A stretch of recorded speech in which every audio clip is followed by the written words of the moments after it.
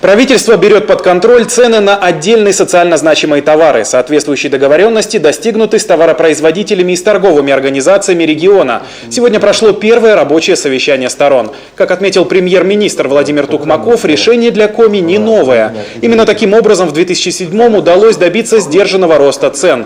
В итоге тогда в Коми он был ниже, чем в целом по России. К уже проверенному инструменту власти решили обратиться и в этот непростой период. Ведь только по итогам января потребительские цены выросли почти на 7%. Анализируя тенденции рынка, прогнозируя ситуацию на краткосрочную перспективу, в горизонте полугодового планирования мы предполагаем ухудшение ситуации в этом сегменте нашей экономики. И сегодня нам с вами нужно обсудить те меры, тот инструментарий, который позволит нам ситуацию не улучшить, об улучшении, наверное, говорить пока рано, но, по крайней мере, эту ситуацию взять под контроль, ситуацию сгладить, притормозить те темпы роста цен, которые сегодня мы с вами наблюдаем. Предполагается, что в группу так называемых социально значимых продуктов войдет 10 наименований. Это мясо, молоко, масло сливочное и растительное, яйца, хлеб, картофель и капуста. Именно на эти группы товаров наценки должны стать минимальными. Решение для бизнеса непростое, но и он дал понять, что по-человечески все понимает. Компания наша присоединится к соглашению.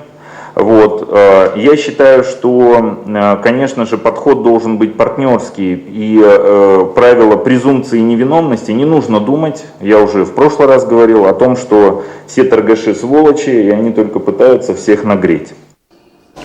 В ближайшую неделю проект договора будет доработан. Сейчас сторонам важно уточнить перечень наименований товаров, которые подпадут под его действия, а также определить разумные нормы рентабельности и наценок. В сложившейся экономической ситуации важно взаимодействие всех, и особенно Госсовета, правительства и Федерации профсоюзов. Об этом Игорь Ковзель заявил сегодня в ходе рабочей встречи с председателем Федерации профсоюзов.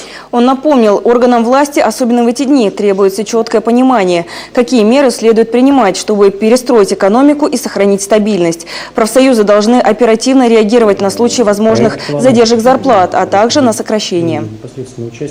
Это основная линия, это, конечно же, заработная плата, потому что в бюджете, понятно, там какая-то стабильность, не какая-то, а стабильность присутствует, потому что все-таки мы не имеем права нарушать законы. А вот не бюджет, это коммерческие структуры, там немного сложнее, конечно, и система ЖКХ, там зарплаты маленькие, транспортные организации, очень низкие заработные платы, в угольной тоже есть некоторые колебания, и, может быть, даже и будет сокращение, и мы должны быть на страже.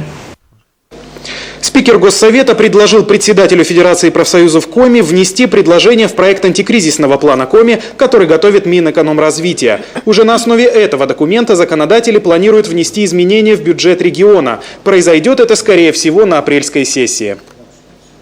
Основная задача – это как раз сохранить все социальные выплаты, сохранить, чтобы зарплаты выплачивались в срок, социальные выплаты, компенсации, все, что мы на себя взяли, мы все выполняли. По видимости, придется перенести стройки объектов.